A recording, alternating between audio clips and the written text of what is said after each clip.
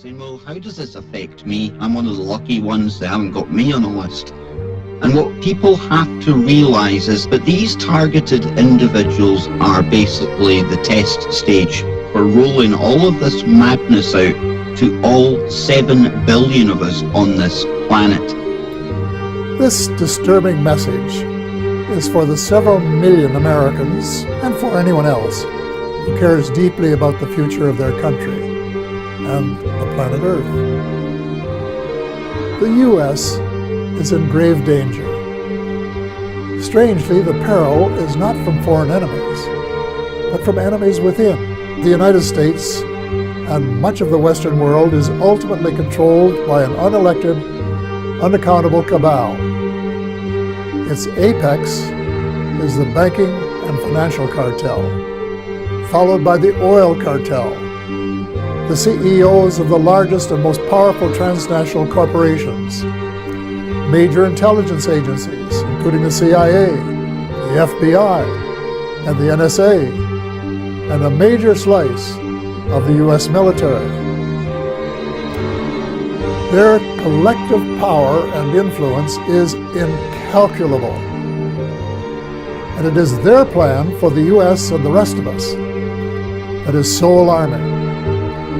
Their plan is an empire greater in size and power than any empire before it. They call this the New World Order, which, ironically, is the same name Hitler used for the smaller empire he imagined. One sure thing, the New World Order will end all pretense of government of, by, and for the people. It will be a dictatorship of, by, and for a small minority of the rich and privileged elite. Most of my friends, both American and Canadian, tend to agree that the world is in a state of crisis. But very few are aware that the problems are not natural phenomena. They have been engineered by a very tiny elite group of rich, ruthless, and power-hungry people who have been deliberately keeping the majority of decent, hard-working taxpayers totally in the dark. The so-called black budget has never been shown to the public until now. Since 1996, the Pentagon has spent $8.5 trillion in taxpayer money that has never been accounted for.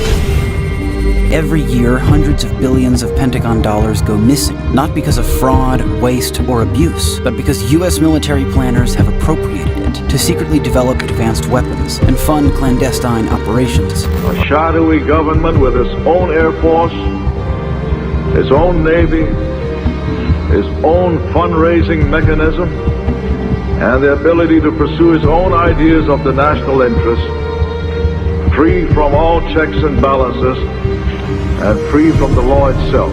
Senator Daniel Inouye is speaking about the Unacknowledged Special Access Programs, or USAPs, an entity that uses taxpayer dollars, but is not beholden to domestic laws. Unacknowledged Special Access Programs are not to be confused with special access programs that are acknowledged. Edward Snowden, for instance, disclosed, among other things, a program called PRISM, but PRISM was acknowledged, meaning the President, Congress, and key members of the intelligence community knew of its existence. USAPs, on the other hand, are small, top-secret compartments whose very existence is not known by anyone outside the compartment. A Department of Defense manual describes USAP as follows, quote, unacknowledged SAPs require a significantly greater degree of protection than acknowledged SAPs. A SAP with protective controls that ensures the existence of the program is not acknowledged, affirmed, or made known to any person not authorized for such information. All aspects, technical, operational, logistical, are handled in an unacknowledged manner.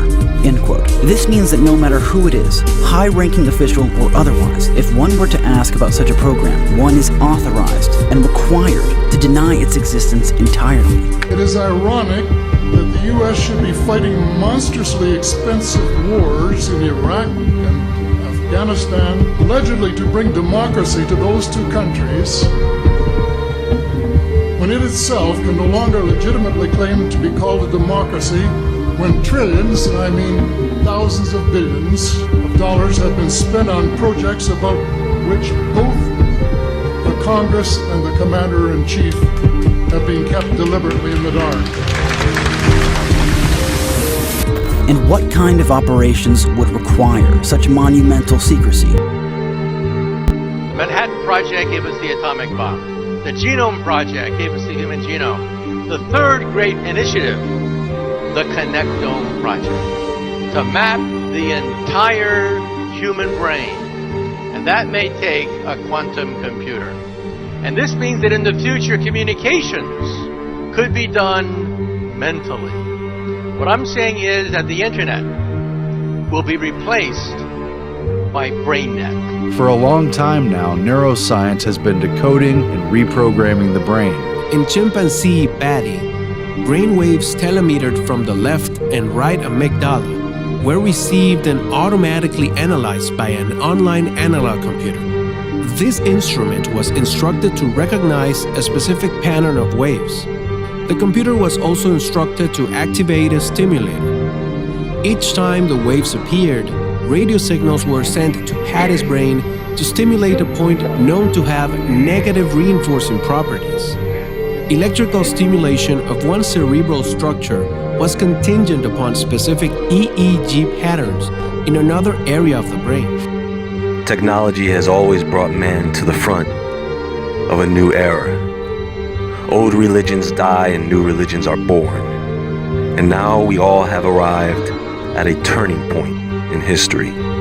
The military, they pioneered the internet, DARPA, and now they are pioneering our interface to our brain. And if you think the internet is big, if you think blockchain is big, this is going to blow it all away. Because there's nothing bigger than connecting our minds to the internet. Know the outcome and you see the journey. A new world order. The hardware that's coming out right now, literally as we speak, is going to blow open the doors for this. We're going to get to a whole new level. AI will take over and take our place. Today, people want to kick out this reality and usher in a new reality. A world where you can be who you want, do what you want, to who you want, without the interference or consequence of morality or God. It's a supercomputer that's attacking you. It's like a game of chess. We are entering that world of neo-sapiens where there is going to be a reality beyond anything any human being has experienced in the past. Let's imagine that we could take our brain out of our body and keep it alive in a glass box. Then let's get a computer filled with information related to a particular setting, such as image, sound, and smell.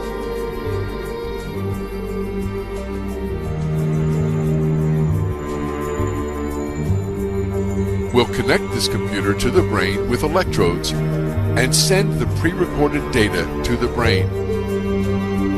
As our brain receives these signals, it will see and live the setting that the computer is transmitting.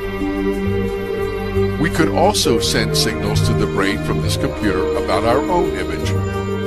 For example, we could send the electrical information, such as the sight, hearing, and touch, that we would experience while sitting at a desk. Our brain would perceive that we were a businessman sitting in his office. This imaginary world would continue as long as the information kept coming from the computer, and we would never realize that we were actually a brain sitting in a glass box. There's no need for external hardware. Once we tap into the brain, our minds itself can actually create overlays of AR and VR. It's so seamless, the technology disappears. Erasing language barriers as we speak. We call it hallucinating, right? But these would be controlled hallucinations run by algorithms that would give us everything AR would without any glasses. The system then takes those algorithms and correlates communication and behavior data. When I say communication and behavior data, what I'm referring to is impulses and identifiers, okay? And then that brain activity is then sampled, remotely measured, and then integrated back into RNN data for the purposes of creating a cognitive model of the victim's brain. A new method developed by MIT researchers involves broadcasting radio frequency signals toward a person, while the signals are also reflected back to the receiver. The captured radio signals are then studied by a deep learning algorithm. So as we are talking, there's a certain pattern for every word we say. What they're doing is looking at the pattern in the brain, and then they're matching that pattern, they're putting that into a database. The proof that you are seeking is not available in books. The proof that you are seeking is not available in books. May be able to have algorithms sophisticated enough, and they get enough samples, enough data, that the AI could actually learn over time what the general rules are for different words, and then you could apply it to anybody. And that's what they're using on mind control victims and targeted individuals on a daily basis to destroy them. This whole conspiracy to enslave humanity is a psychological game. Without verbalizing anything, you could literally start to communicate with other people.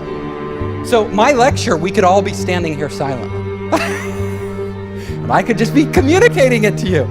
I could be talking, you would talk to people, you could literally have conversations with people without ever getting on your phone anywhere in the world. So that when that person goes to speak out about it, when they go to seek help from their fellow human beings, and their fellow human beings say, what is it that's happening to you? The target will then say, I'm hearing voices inside my head. But these would be controlled hallucinations run by algorithms. And they will conclude that this person must be crazy. And as a result, they will recommend psychological evaluation for that person. You can see the way this is going to go, and the way it is going right now. As good people, helpless people that are being abused and tortured and enslaved and experimented upon in America today, American citizens cry out for help from their fellow Americans, and their fellow Americans say, why don't you take some Prozac because we think you're schizophrenic? When this is a highly technical program, all of the symptoms are induced by a technology that is so fucking sophisticated, it is horrifying beyond description. We call it hallucinating, right? But these would be controlled hallucinations run by algorithms. Folks, we are about to be plugged into the Matrix for real. I'm not kidding. You can look around you and see it happening in real time. Our computers are upgrading their hardware like every month, right? It's getting better. The hardware, there's something new coming out for our computers. Our brains haven't been upgraded in over 100,000 years. But that is actually about to change. Many of the high-frequency bands that we will make available for 5G currently have some satellite users, as well as some Defense Department applications, or at least the possibility of future satellite and defense users. This means sharing will be required between satellite and terrestrial wireless, an issue that is especially relevant in the 28 gigahertz band. But if anyone tells you that they know the details of what 5G is going to become, run the other way. If something can be connected, it will be connected. Hundreds of billions of microchips connected in products from pill bottles to plant waterers. And that's damn important. Nanocells are real small, 1,000 times smaller than these dust particulates. You inhale it, they go to work replicating, spreading like a virus, multiplying in exponentials. 6 months' time, I could have 100 million people converted, ditch diggers, porn stars, and presidents. Not one would be the wiser. 100 million people will buy what I want them to buy and do pretty much damn well anything I figure they ought to do. Take a look. This is the front of my pen. This amount of nanomaterial, if be able to maintain and sustain with regard to its deliverability and aerosolization, could in fact affect all of you. The nanotechnology is in the bodies, the brains of all 318 million Americans. Everyone's infected. They've been spraying the nanotechnology into the hydrosphere for the last 25 years, which filters down into the water supply and the food chain. Once ingested, the nanotech then migrates to the brain and adheres to the neurotransmitters of the victim's brain and begins to speak to and decode those neurotransmitters after it's activated. It can be activated, the nanotechnology, from thousands of miles away using a process called directed energy flash photons. Okay, they illumine the brain with brain of the victim with photons that read the return training signal. That's how the technology can be activated in specific targets' brain. Okay, so while everyone is infected, not everyone's nanotech and everyone's brain is activated. We have reached a new milestone where 4 billion people are now using the internet. As these smart technologies begin to invade our homes, we are becoming mere nodes in a giant network that we yet but dimly comprehend. Called the Internet of Things, the plan is to create a network that will eventually include every single object on the planet. And as the public is finally becoming aware, such networks provide golden opportunities for corporations and governments alike to collect data and spy on the population. This is not mere conjecture. Before becoming enmeshed in an affair that ultimately derailed his career, former CIA Director David Petraeus bragged openly about how these smart technologies would allow intelligence agencies to spy on everyone in their own homes using their own appliances. Speaking at a summit for In-Q-Tel, the CIA's venture capital firm, Petraeus noted, "Items of interest will be located, identified, monitored, and remotely controlled through technologies such as radio frequency identification, sensor networks, tiny embedded servers, and energy harvesters." In practice, these technologies could lead to rapid integration of data from closed societies and provide near-continuous, persistent monitoring of virtually anywhere we choose. 5G doesn't just connect smartphones. It connects the Internet of Things, anything with a chip in it. Think self-driving cars, smart cities, your body. You can be sure of only one thing. The biggest Internet of Things application has yet to be imagined. The outcome is that they want to connect the human brain to artificial intelligence. So artificial intelligence becomes human consciousness. It is called the Sentient World Simulation. The program's aim, according to its creator, is to be a continuously running, continually updated mirror model of the real world that can be used to predict and evaluate future events and courses of action. In practical terms, that equates to a computer simulation of the entire planet, complete with billions of nodes representing every person on the Earth. Imagine what would happen if we had to link thousands of brains together. Just like nature creates a superior intelligence by forming flocks, schools, shoals, and swarms, we could create the brain of brains, the world's first ever human quantum computer. Well, what if we told you we already have? What they're going to do is apply this machine to an area that I think is fundamentally important. It's the crux of our future as humans, and that's, can we build machines like us? The types of approaches that people are taking now to build intelligent machines benefit immensely from what this machine that we've built does best. So what this center is about is applying this beautiful new computational idea in the service of trying to make intelligent machines. Your brain is remotely tied, the cerebral cortex is remotely tied to a supercomputer for life. And what happens when we ultimately reverse engineer the brain and develop a machine that has cognitive capability and emotional capability? Before you go, oh, that's the stuff of science fiction. No, it's not. You cannot compromise. You cannot negotiate. You cannot surrender to a computer. It will continue to do what it is programmed to do. Linking brains to machines and creating machine brains. Is that something we can handle? Mind transfer, mind copying, whole brain emulation, etc., for the purposes of training, research, and development. Stuff of science fiction? Nope. It's called the information injection feedback loop. It's bidirectional, so they can upload, download at the speed of light. The system can, the supercomputer can.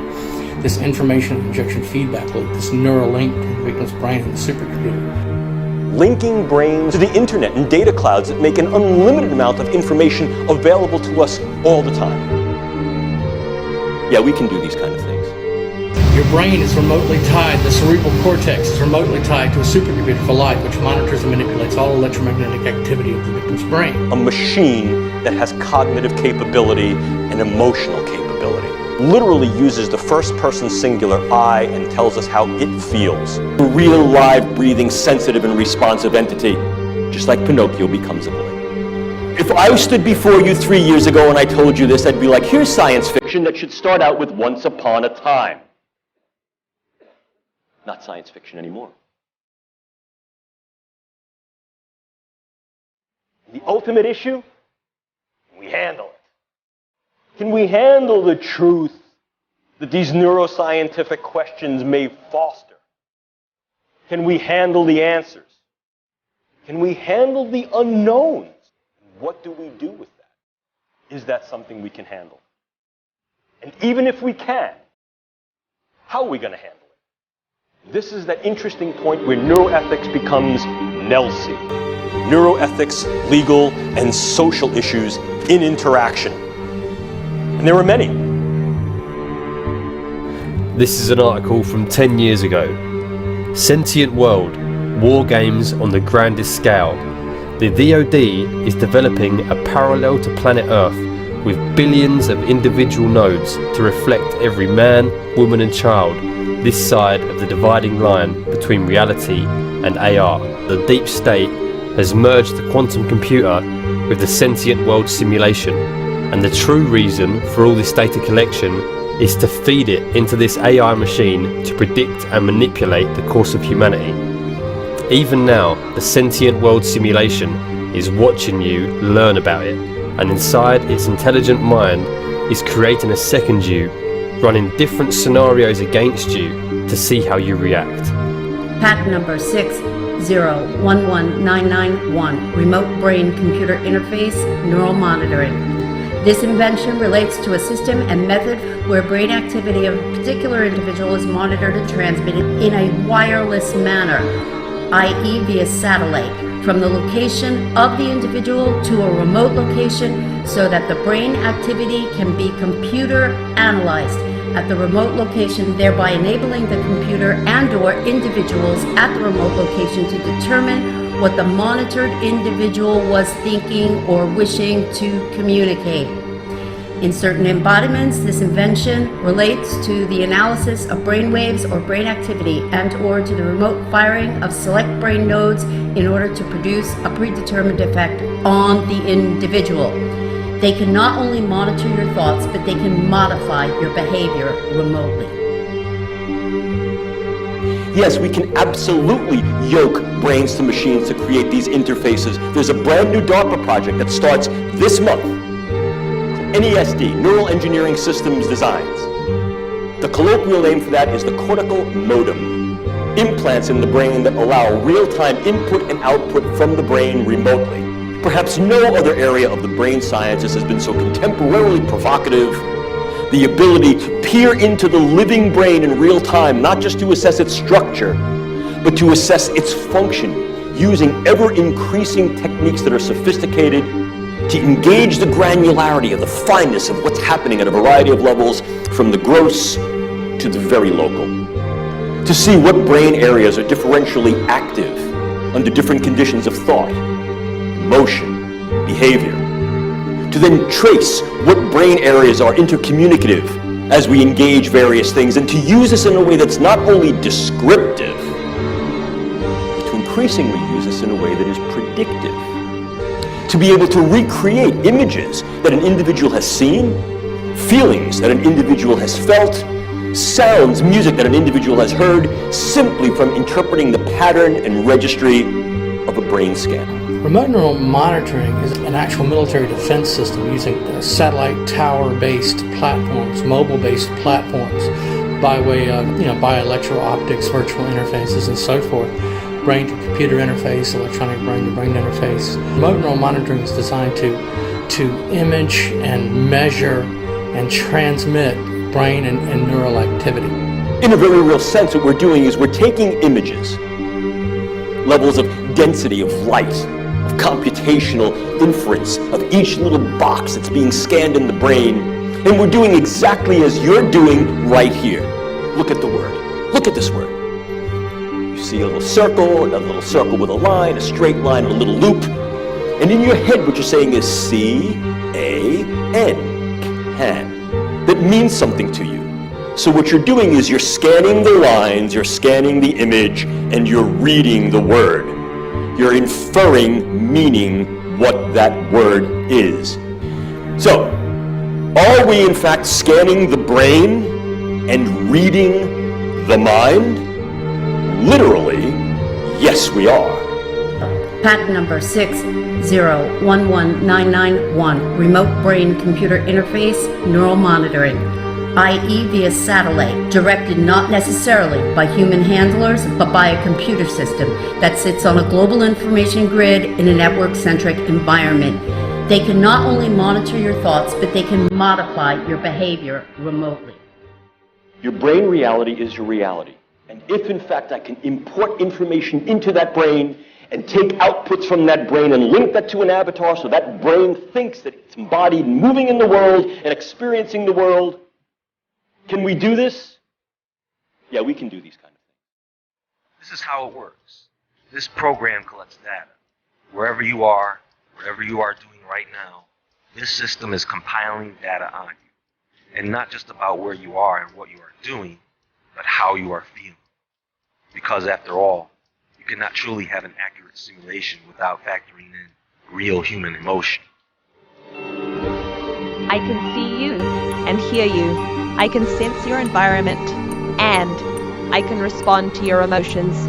I guess you could say I'm putting a human face on artificial intelligence. Right now, there is a miniature digital version of you, living, meaning in a sentient nature, in a synthetic digital environment. People, this is the Sims game from hell. Do you know that with this program I can throw you into a scenario where there is a catastrophe just to see how you react to it, essentially gaining the ability to predict your next move. And as a result, I may be able to use that in ways that inform my intelligence. It synergizes and force multiplies my human intelligence, UMINT, my signal intelligence, SIGINT, and my communications intelligence, COMINT. Neurint, coupled with assessment and access, gives me said capabilities. But I can also begin to utilize this for intelligence acquisition in different ways.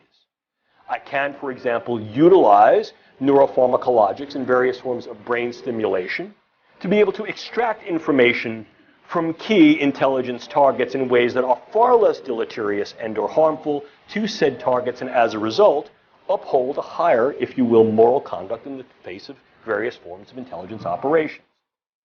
Now that I've said that, I should tell you that this is not without argument, because there are those that think, wait a minute. The last sanctified space is that of my consciousness, and you're using this stuff to invade that? You're right. In order for them to build a cognitive model, they first have to force continually the victim into a set of responses over and over, day in and day out. You know, an endless set of counter moves, just trying to function and survive. And that's how they gauge the effectiveness of their neuroprogramming, etc., but also map out the mind control victim's brain into a cognitive model. What do I mean by a cognitive model? I mean that they're using trauma, physical and psychological trauma, to map out your brain, to map out the sensory and neural pathways of your brain and central nervous system.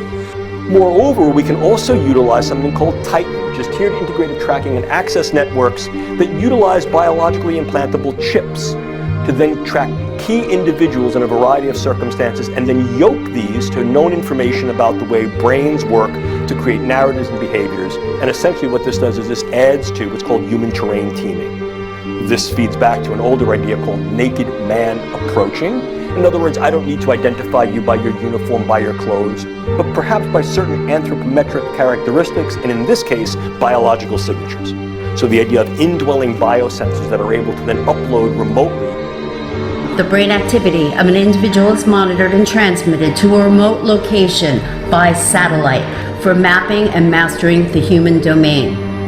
At the remote location, the monitored brain activity is compared with pre-recorded normalized brain activity curves, waveforms, or patterns to determine if a match or a substantial match is found. If such a match is found, then the computer at the remote location determines that the individual was attempting to communicate a word, phrase, or thought corresponding to the match stored in the normalized signal. Telemetrized information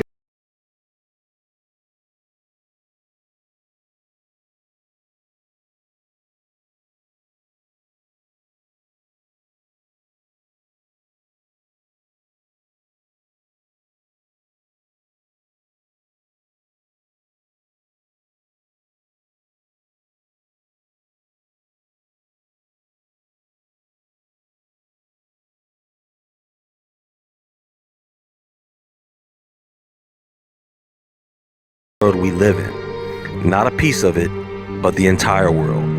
And this program constantly recalibrates the simulation based on real-time world events, trends, theories, economics, industry, almost everything you can think of that would contribute to an accurate model.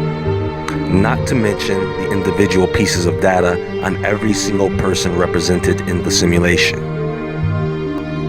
So to put this in perspective, what this is a digital clone of our world and everyone in it. The idea to then be able to take a key individual set of biological metrics and immediately in real time pull them into a large-scale data analytic to say, this is who this person is, and this is where this person's been, and this is who this person's been interacting with, could be very, very useful. The more we know, the bolder we go. Puts the brain at our fingertips. It also obviously opens the specter. It clearly opens a Pandora's box. You know, in many ways, a lot of what we're doing today in brain science is not only cutting edge within the sciences, but cutting edge for the knowledge base of humanity. We're going ever more boldly and ever more bravely into the brain as a final frontier of understanding, of engagement, and in some cases, of effect and manipulation. Biological knowledge multiplied by computing power, multiplied by data, equals the ability to hack humans. And the AI revolution or crisis is not just AI, it's also biology, it's biotech. The BRAIN Initiative is a $6 billion fund to find new ways to map the activity of an entire brain. Leading neuroscientist Professor Raphael Unethical was at the front of the queue for funding. We're not talking about data privacy. This is much worse. We're talking about the contents of your mind. And maybe I'll explain what it means, the ability to hack humans, to create an algorithm that understands me better than I understand myself, and can therefore manipulate me, enhance me, or replace me. The goal of the BRAIN Initiative is precisely to build methods to read and manipulate the activity of neural circuits. I'm a former naval officer. I'm a graduate of the United States Naval Academy. I have a degree in control systems engineering. I worked as a surface warfare officer in electronics warfare and nuclear engineering jobs. While I was in the service, I found out there's an ongoing, non-consensual human experiment, and it's testing a human-machine interface web. And of course, part of that program is Obama's BRAIN Initiative, a multi-billion-dollar program. DARPA's got a huge chunk of that. $1 billion to map the brain.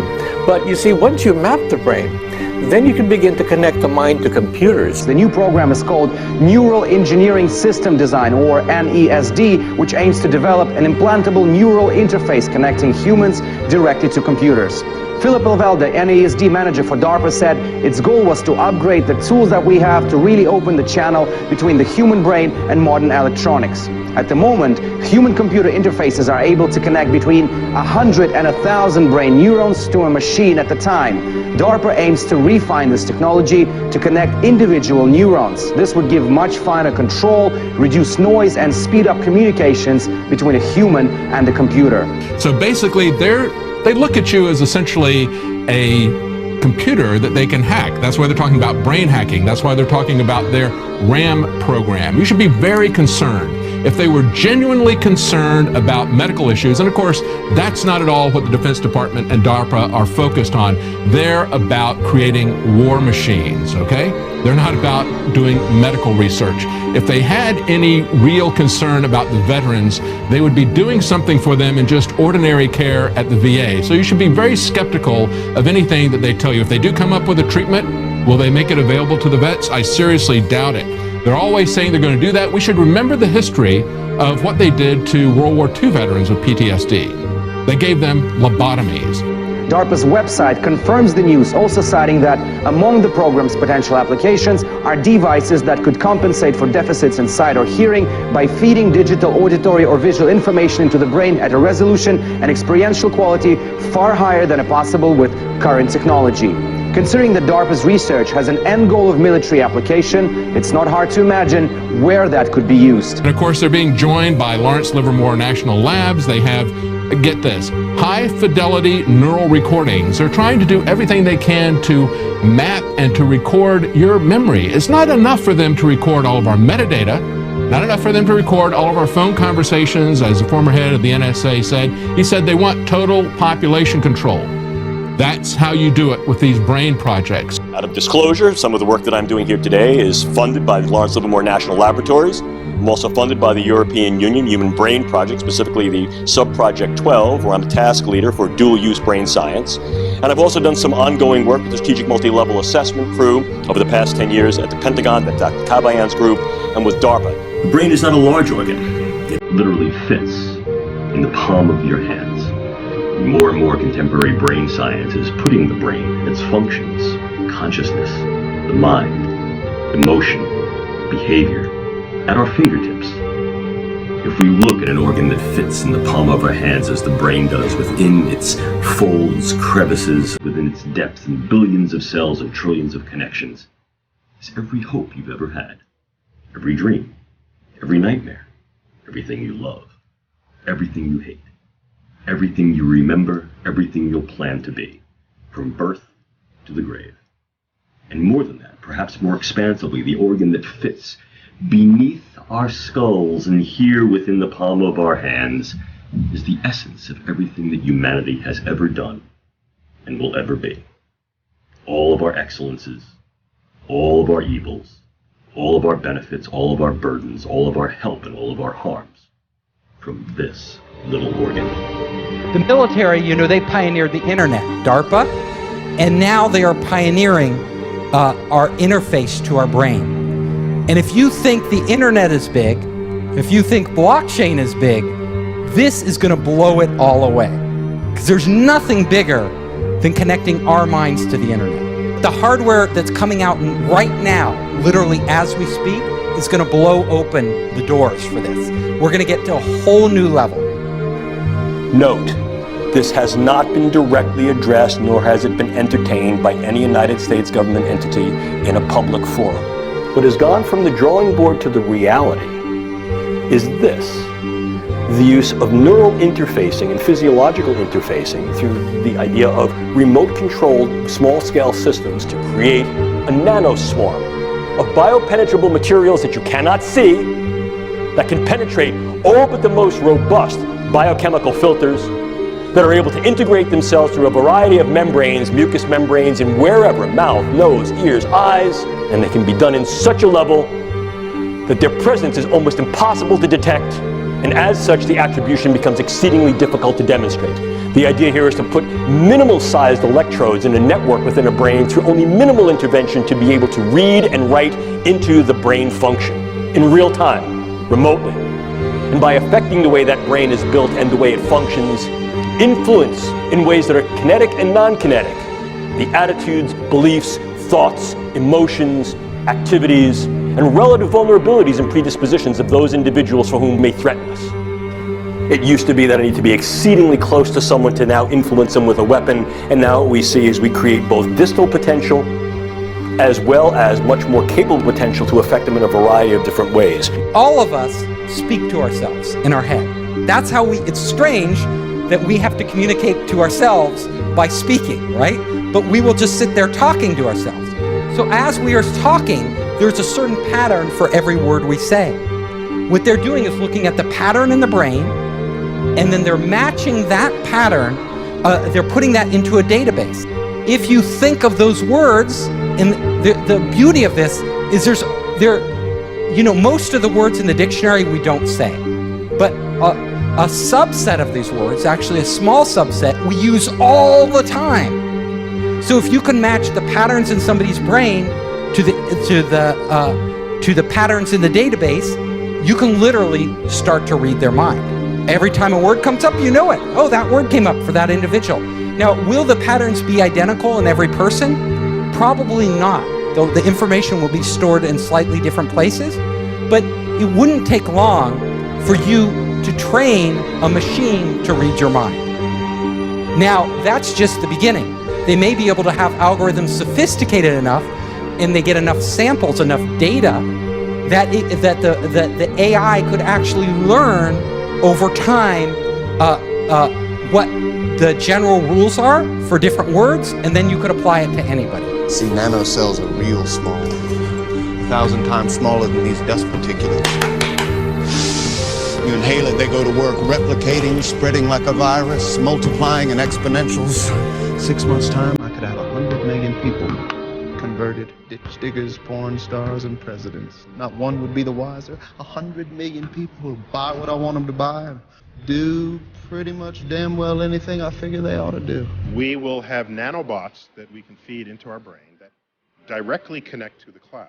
We will connect wirelessly our neocortex to the cloud. This will replace the internet. It'll become a brain net. And the whole agenda is for humanity to have technology put inside the body, inside the brain. Nanotechnology will connect the human mind to the cloud. In a way, the future shapes the now. Think of a world where all things are connected, a world with artificial intelligence everywhere. This is the vision that leads us to the cloud. The cloud has become a force of its own. A group of scientists say we are closer than ever to creating technology which can merge with human biology in order to access the cloud in real time. And they mentioned something called deep learning, where the CIA is getting technology from Amazon. The company has signed a $600 million deal with the CIA, and Daily Finance reports it doesn't have anything to do with buying books.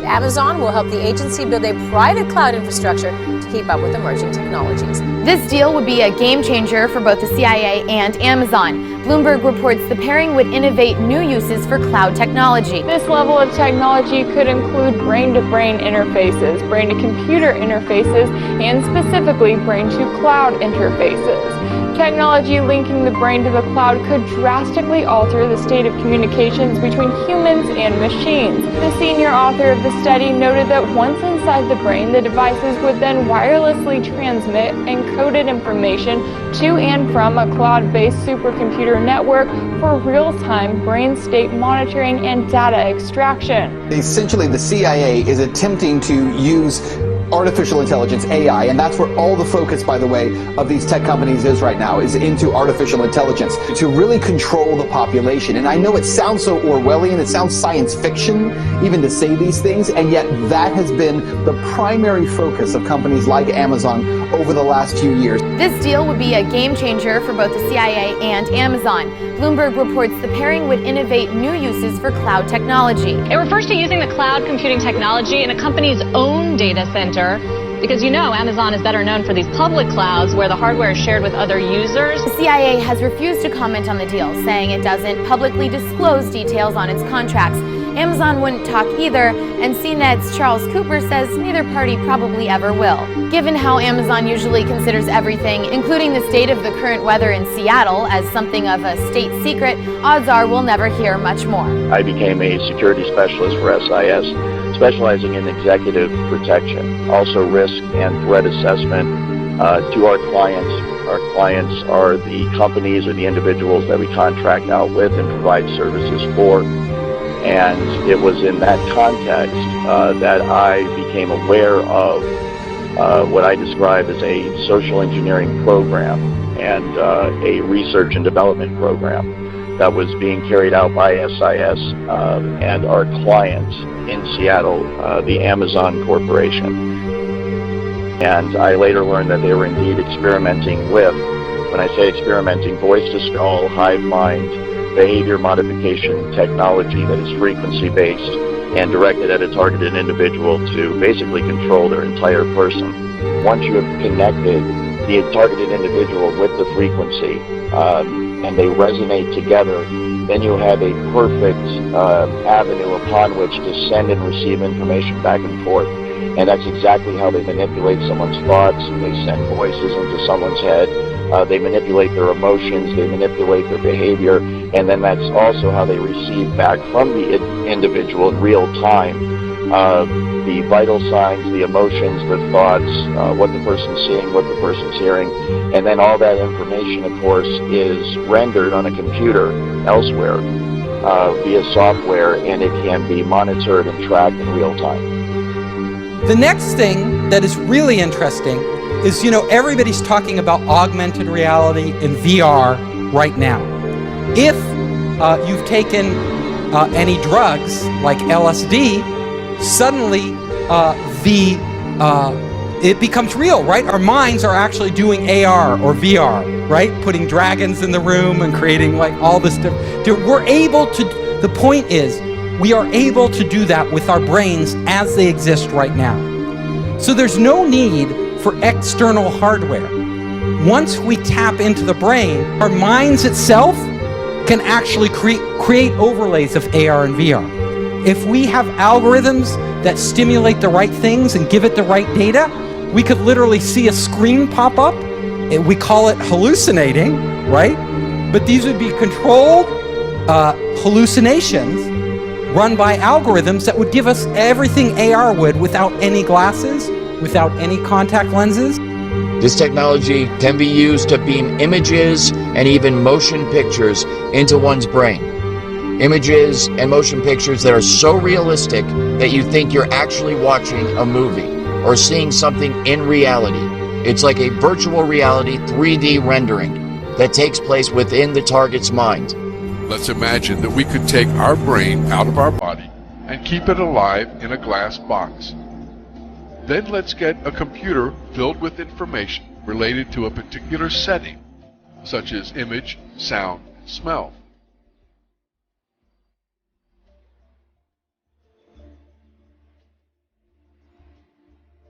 We'll connect this computer to the brain with electrodes and send the pre-recorded data to the brain. As our brain receives these signals, it will see and live the setting that the computer is transmitting. We could also send signals to the brain from this computer about our own image. For example, we could send the electrical information, such as the sight, hearing, and touch, that we would experience while sitting at a desk. Our brain would perceive that we were a businessman sitting in his office. This imaginary world would continue as long as the information kept coming from the computer, and we would never realize that we were actually a brain sitting in a glass box. You can imagine us entering entirely living in the real world as we do now, and also living in this virtual world where they are combined right inside our minds. Now, our minds are so amazing because did you know when you are looking at me now, when you look at me now, that what you are seeing is not really me. Now, what you are, your eyes are not, your brain, it's not like a video camera. You're not getting a video feed. What you are doing is you are getting a sense of the room and your brain is recreating it in your head. So even the reality, and if you read enough books on the brain, which I've read way too many, you will understand that our minds are actually creating reality. And a lot of times, you'll look and you'll see something and then you'll look again and it'll be a little different, the color or something else. It's because your brain is always changing it based on what it expects to be there. And that's because it's slow. Things are slow. Getting information in and out is slow. And your brain needs to react quickly. And it requires a lot of processing power. So your brain is actually fudging it to make, vision requires a lot more processing power than audio, than hearing. So your brain, like what you hear is closer to reality than what you see. Because your brain is filling in all the gaps between what is there, in reality, and what your brain expects to be there. So my point is that as this technology emerges, we will be creating our own new realities. So there will be a reality, like what we all live in now is the reality of being these bodies that have been around, that evolved over millions of years and, have been the same for over 100,000 years. We are entering that world of Neo-Sapiens where there is going to be a reality beyond anything any human being has experienced in the past. Patent number 6011991, Remote Brain Computer Interface Neural Monitoring. i.e. via satellite, directed not necessarily by human handlers, but by a computer system that sits on a global information grid in a network-centric environment. They can not only monitor your thoughts, but they can modify your behavior remotely. If our brains are connected to the internet, and if our brains are all connected, all of us connected, I could literally go into your head and see through your eyes. So all of a sudden, like for a day, like, you know, a lot of us, because you're entrepreneurs, think it would be cool to go inside Elon Musk's head for a day and walk around. Well, Elon Musk may allow people to get that feed and literally live through what he sees. This technology can also tap into the optical nerve of the target and the auditory system of the target, so that those monitoring the target can see what the target is seeing and hear what the target is hearing. This information is then downloaded and stored on a computer in a highly secure, classified site on servers that are guarded by some of the tightest security in the world. This results in the individual's entire day, everything they see, everything they hear, everything they experience, and everything they feel being recorded till the end of time.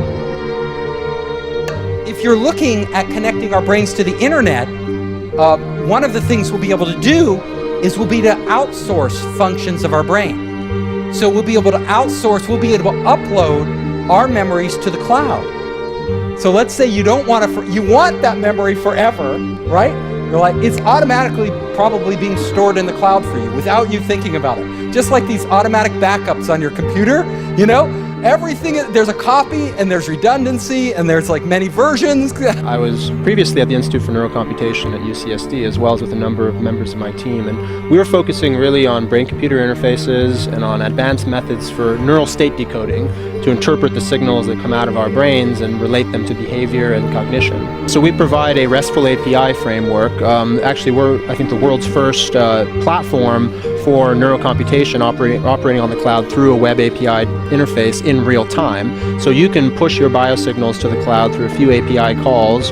Then we have a large amount of sophisticated signal processing that's spun up to make sense of that data. And then with a few more lines of code through, again, a simple REST API, you can get back a meaningful result. And all that happening in real time. It's a scary proposition to think that every biosignal from us will be one day measured, but if it is, I'd like to know that I'm in control of that data and not the NSA. Oh, absolutely. Catherine Herridge continues her reporting on a place where all that data is headed. Bluffdale, Utah, 25 miles south of Salt Lake City, the NSA is nearing completion on a gargantuan new project. It's named the Utah Data Center. The NSA will neither confirm nor deny the specifics, but some estimate the center will be capable of storing 5 zettabytes of data, or enough to store every email, cell phone call, Google search and surveillance camera video in America for a very long time.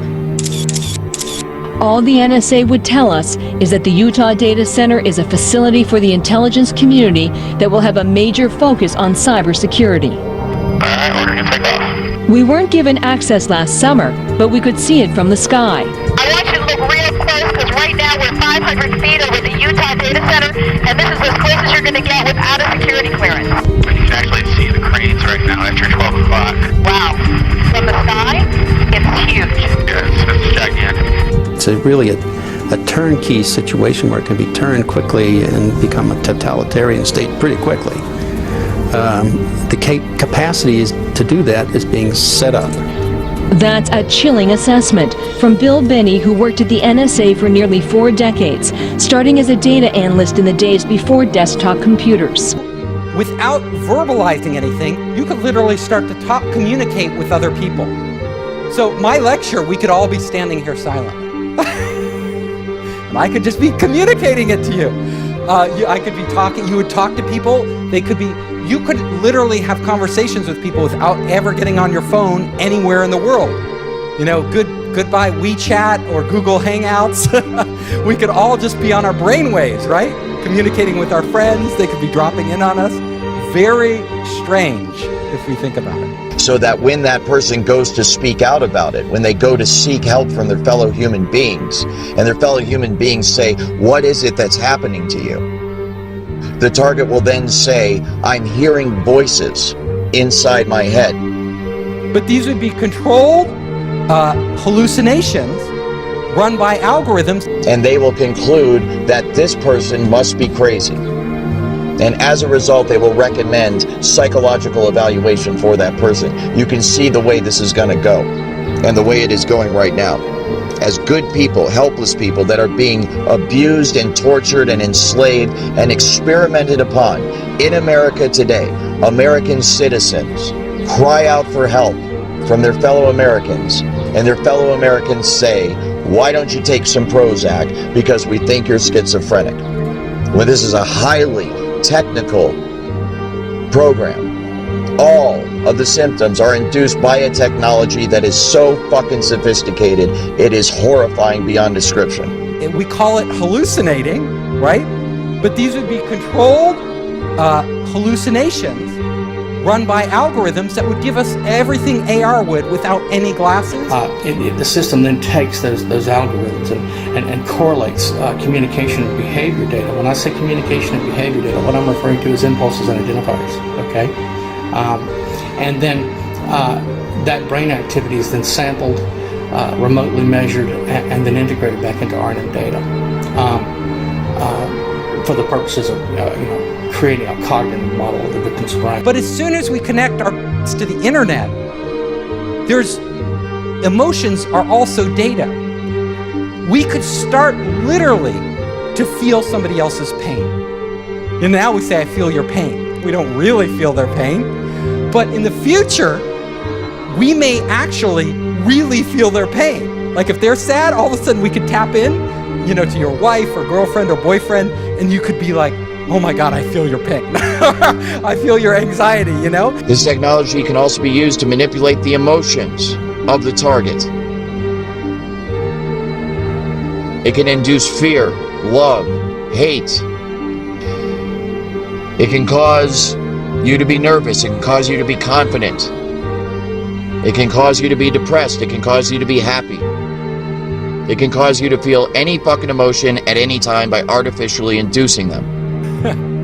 So, like any technology, there are great things we could do, and then there are very horrible things that could result from it that are unanticipated. Now, if somebody hacks into your cell phone or your bank account, they can steal your identity. But it's not your real identity. It's more like your money. And that's bad enough, right? That's pretty bad if you get hacked. And they steal your, they do identity theft. But if they're connected, if your brain is connected directly to the internet, then it will be real identity theft. They could take you. They could literally erase you. They could reprogram you in a way without you even knowing it. So you think you're in control of your own will, but it's actually somebody else. It can literally stop your own thoughts from happening and replace them with other thoughts by sending thoughts to your head. And it's so sophisticated that you cannot tell where these thoughts are coming from. There's no way to discern that they're coming from somewhere other than your own mind. So you can imagine how bad this would be for people that don't even realize this technology exists.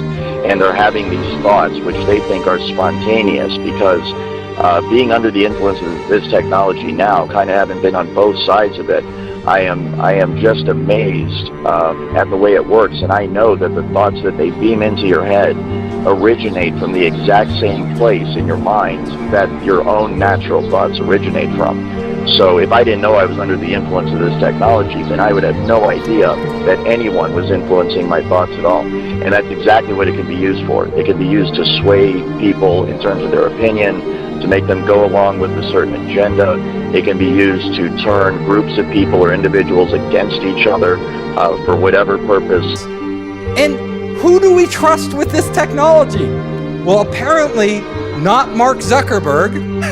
He didn't do that good a job at protecting our data.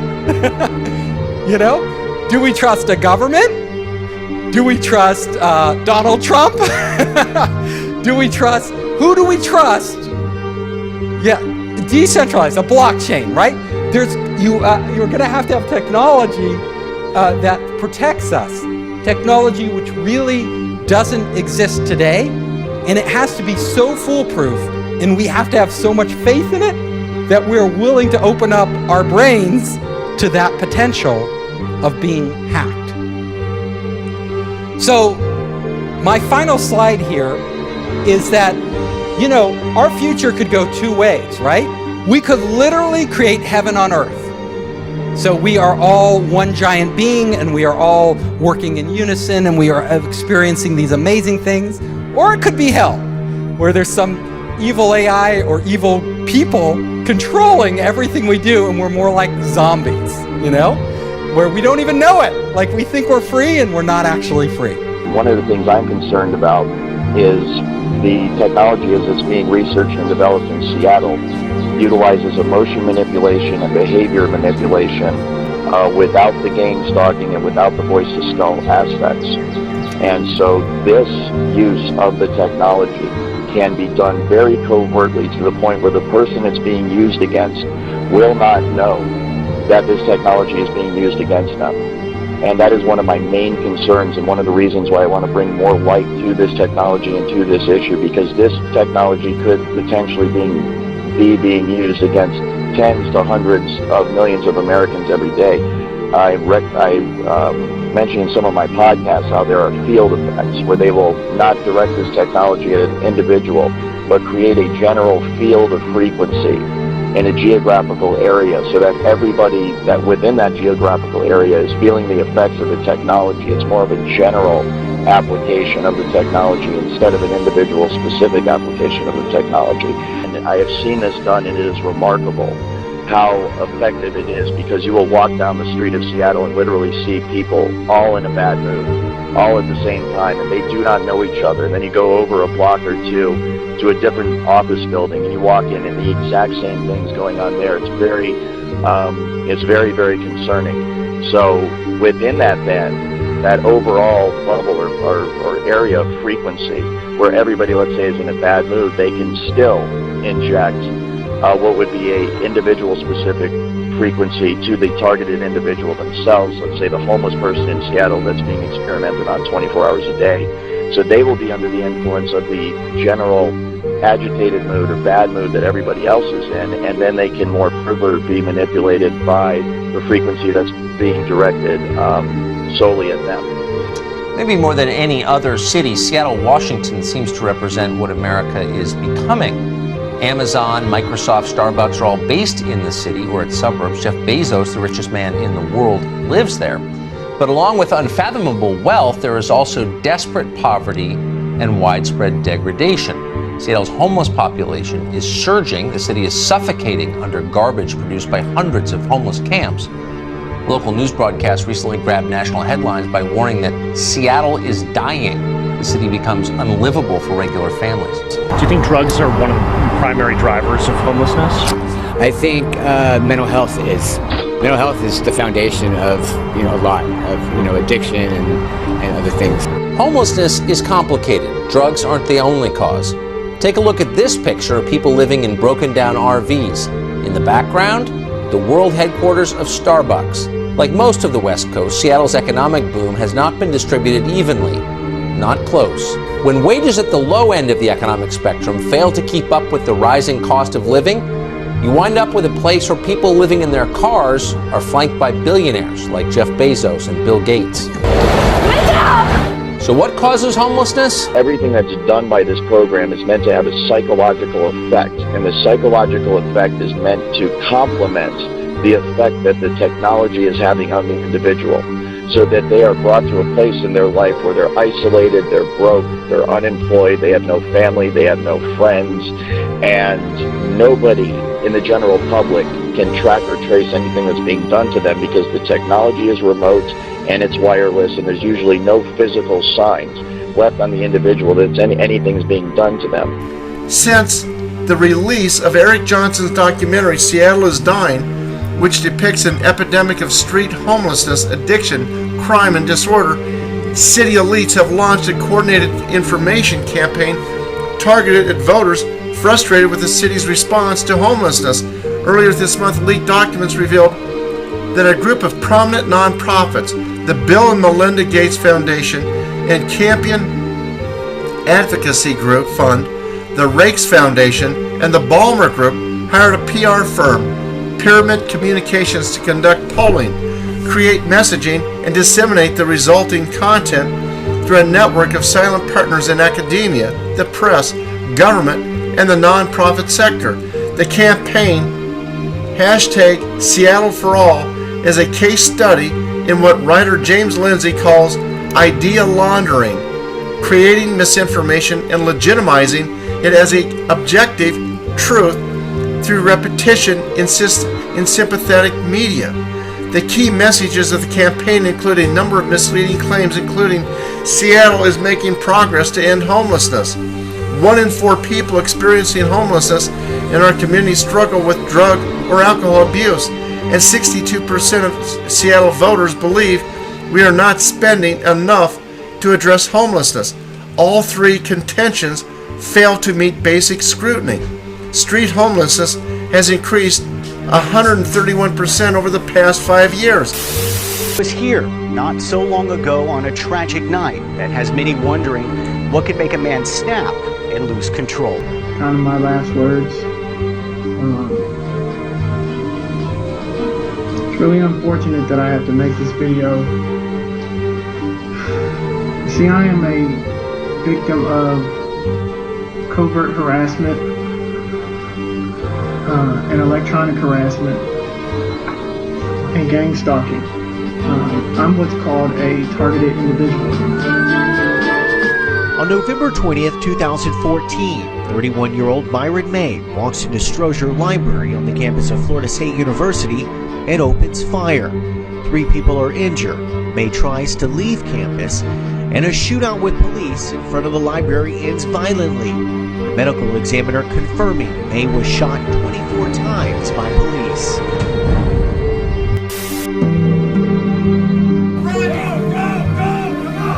It's become a sadly familiar routine. A mass shooting, followed by thoughts and prayers, calls for gun control, and lingering doubts that anything will change. Mass shootings in America are not new, but for a long time they were rare. In the past decade, they've become more frequent and a lot more deadly. Sandy Hook, Orlando, the Vegas Strip, Parkland, and now El Paso and Dayton on the same day. 6:03, and we continue with a deadly school shooting, and we're learning more about what confessed gunman Nicholas Cruz told investigators during an 11-hour interrogation. The transcript is more than 200 pages long. And while it was heavily redacted, we've learned that Cruz told the BSO detective that he heard a demon in his head. That police shooting down in Baton Rouge, Louisiana. As we said, 3 police officers were killed, 3 others were wounded when they were ambushed by a gunman who was dressed in all black. That suspect, who was killed by other officers at the scene, has now been identified as Gavin Long. He's a former Marine whose 29th birthday was Sunday, the day of this attack. And a lot of TIs, they don't even know that harassment is a felony. Stalking with harassment is a damn felony. That's a felony charge. You definitely have the right to defend yourself. And if someone is, and you know, gang stalking is, they're trying to attempt you, they're trying to make you attempt suicide. That's attempted murder. If someone is trying to attempt you to force you into suicide, isn't that attempted murder? Come on now. Let's open our eyes, get it together. Hey, defend yourself at all costs. Stand in your righteousness, die in your righteousness. Period. A shooting at the oldest Navy facility in the country, home to 15,000, including the Navy's top officer, and only a few miles from the White House and Capitol building. Panic ensued in Washington, D.C. today as the death toll mounted. We got a report on the 4th floor, a male with a shotgun, multiple shots fired, multiple people down. We're still waiting for the okay that the scene has been secured. The FBI released images of the weapon, a Remington 870 shotgun, which had messages etched on the side. Better off this way. and my ELF weapon, an apparent reference to extremely low frequency waves. Officials reckon he believed he was being controlled by them in the months before he killed 12 people. At this point, I can confirm that there are multiple indicators that Alexis held a delusional belief that he was being controlled or influenced by extremely low frequency, or ELF, electromagnetic waves. U.S. and Cuban officials say they're investigating allegations of a possible acoustic attack on U.S. Embassy staff in Havana last year. Just to add to the confusion, there is speculation coming out of Washington that it may actually have been a third country that was involved in this. Now Russia is the leading suspect, NBC News has learned, according to 3 U.S. officials and 2 others briefed on the investigation. Evidence, they say, backed up by highly secret communications intercepts collected during a lengthy and ongoing investigation involving the FBI, CIA, and other agencies. U.S. officials also tell NBC News investigators now believe the Americans were deliberately targeted.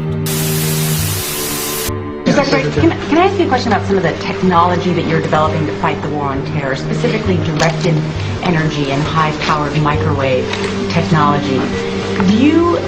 When do you envision that you can weaponize that type of technology?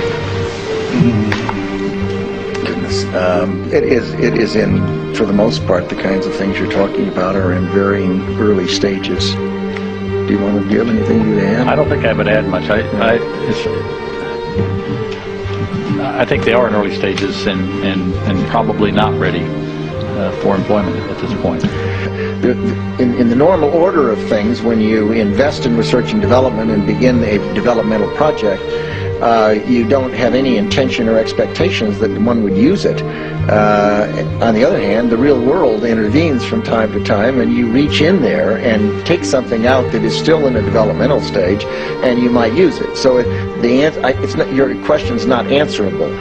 It depends on what happens in the future and how well things move along the track, and whether or not someone feels it's appropriate to reach into a development stage and see if something might be useful, as was the case with the unmanned aerial vehicles. But it's not like you're going to experiment. I think that's the point, and I think, we have, I think, from the beginning of this conflict, I think General Franks has been very open to looking at new things if there are new things available, and has been willing to put them into the fight even before they've been fully wrung out. And I think that's not referring to these 2 particular cases of directed energy or high-powered microwave.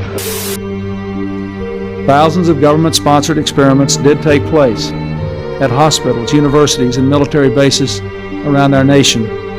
The goal was to understand the effects of radiation exposure on the human body.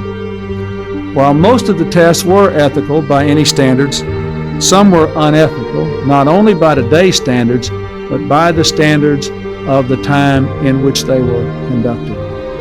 They failed both the test of our national values and the test of humanity. Informed consent means your doctor tells you the risk of the treatment you are about to undergo. In too many cases, informed consent was withheld.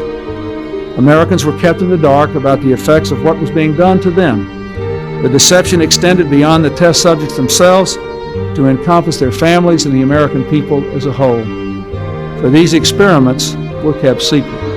So today, on behalf of another generation of American leaders and another generation of American citizens, the United States of America offers a sincere apology to those of our citizens who were subjected to these experiments, to their families, and to their communities.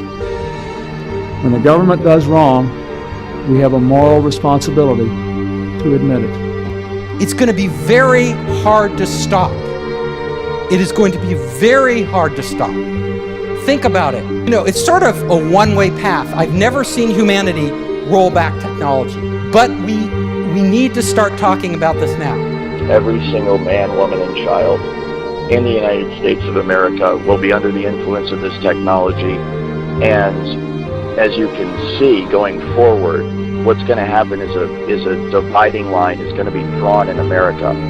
And it's not going to be Democrat or Republican or black and white, rich, poor, Jew, Gentile, religious differences, whatever it is. It's going to be based on who is on the right and the wrong side of this technology, who is on the right and the wrong side of this program. And so if you are not a part of this program, then there is a very real risk that you are going to become a full-blown 24/7 targeted individual. And this technology at that point, when it is nationwide, will be used by automated computer, supercomputer software programming that will manipulate the emotions and the behavior and the thoughts of everybody in the United States of America. And it can all be done remotely. It's very much like the microchip kind of tracking the New World Order, this entire, control grid that's supposed to be rolled out against the American people someday. And I'm here to tell you that it's already here.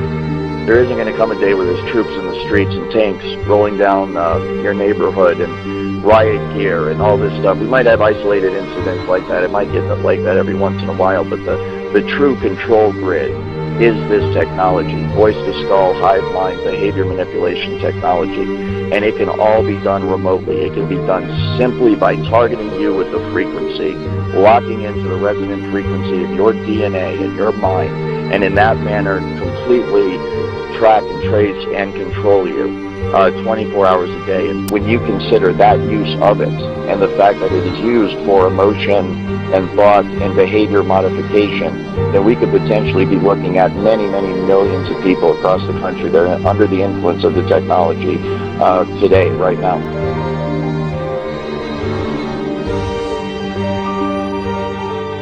At the same time the OPC became operational, the National Security Council approved a radical new policy. It secretly authorized the CIA to conduct programs which were officially non-existent, thereby bypassing the US Congress. The NSC ordered that the new operations be deniable, meaning planned and executed, so that any US government responsibility for them is not evident to unauthorized persons, and that for those uncovered, the US government can plausibly disclaim any responsibility. And that is really the genesis of unacknowledged special access projects. Now, a special access project just means you have to have the clearance to get to it and be read into it, as they say in military speak. But an unacknowledged project, I just want to go through a minute how that works. Let's say that this gentleman is a 4-star general, and I'm a colonel. I made you a 4-star general. But I'm in an unacknowledged special access project dealing with this or some other subject. It can be other things as well. If I am in an unacknowledged project, I am told, and I have one of my most senior military advisors has been in multiple of these. He was in one project that was $2 to $3 billion. He knew it was more than 2 and almost 3 billion in a project that was off the books. No accounting, president didn't know, Congress didn't know, tightly held. Military guy working with some corporate folks.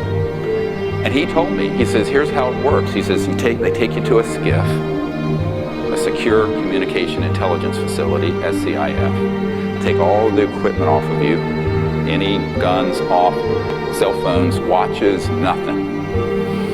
Anything metallic. You go into this underground facility and there's a meeting. And he says, you have a come into Jesus talk. And what happens is that you are told that only the people in that room are read into and cleared to this unacknowledged special access project. And if you speak a bit outside of that circle of people, there's one person there with a gun and a bullet. And he takes the bullet out. He says, it has your name on it. If you speak to anyone, and I mean anyone, your wife, the president, your commander, about what we're doing. And that is how it works. This is not a conspiracy theory. I've been in these SCIFs. I've been in a couple of places, and I can tell you that is exactly how it operates. There is very grave danger that an announced need for increased security will be seized upon by those anxious to expand its meaning to the very limits of official censorship and concealment. That I do not intend to permit, to the extent that it's in my control. And no official of my administration, whether his rank is high or low, civilian or military, should interpret my words here tonight as an excuse to censor the news, to stifle dissent, to cover up our mistakes, or to withhold from the press and the public the facts they deserve to know. For we are opposed around the world by a monolithic and ruthless conspiracy that relies primarily on covert means for expanding its sphere of influence, on infiltration instead of invasion, on subversion instead of elections, on intimidation instead of free choice, on guerrillas by night instead of armies by day. It is a system which has conscripted vast human and material resources into the building of a tightly knit, highly efficient machine that combines military, diplomatic, intelligence, economic, scientific, and political operations. Its preparations are concealed, not published. Its mistakes are buried, not headlined. Its dissenters are silenced, not praised. No expenditure is questioned, no rumor is printed, no secret is revealed.